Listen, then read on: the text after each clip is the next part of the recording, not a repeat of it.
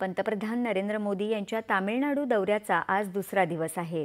पंतप्रधान आज तिरुचिरापल्लीमध्ये गंगाईकोंडा चोलापुरम मंदिरात एका सार्वजनिक कार्यक्रमादरम्यान भारताच्या महान सम्राटांपैकी एक असलेल्या राजेंद्र चोल पहिले यांना श्रद्धांजली म्हणून त्यांच्या स्मरणार्थ एका नाण्याचं अनावरण करणार आहेत।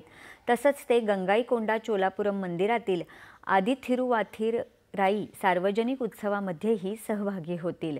हा विशेष सोहळा राजेंद्र चोल पहिले यांच्या दक्षिण पूर्व आशियातील महत्त्वपूर्ण सागरी मोहिमेला 1000 वर्ष पूर्ण झाल्याची घटना आणि चोल स्थापत्यकलेचं एक भव्य उदाहरण असलेल्या प्रतिष्ठित गंगाईकोंडा चोलापुरम मंदिराच्या बांधकामाला सुरुवात झाल्याच्या घटनेच्या गौरवार्थ स्मरण म्हणून साजरा केला जाणार आहे। राजेंद्र चोल पहिले हे भारतीय इतिहासातील सर्वात शक्तिशाली आणि द्रष्ट्या शासकांपैकी एक होते। त्यांच्या नेतृत्वाखाली चोल साम्राज्याने दक्षिण आणि दक्षिण पूर्व आशियामध्ये आपल्या वर्चस्वाचा विस्तार केला होता।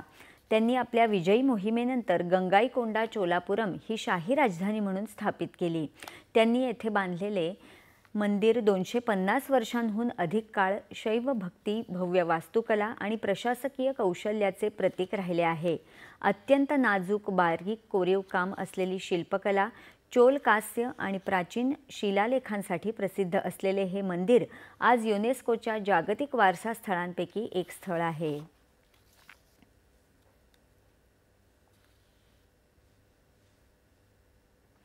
मेक इन इंडिया आणि मिशन मॅन्युफॅक्चरिंग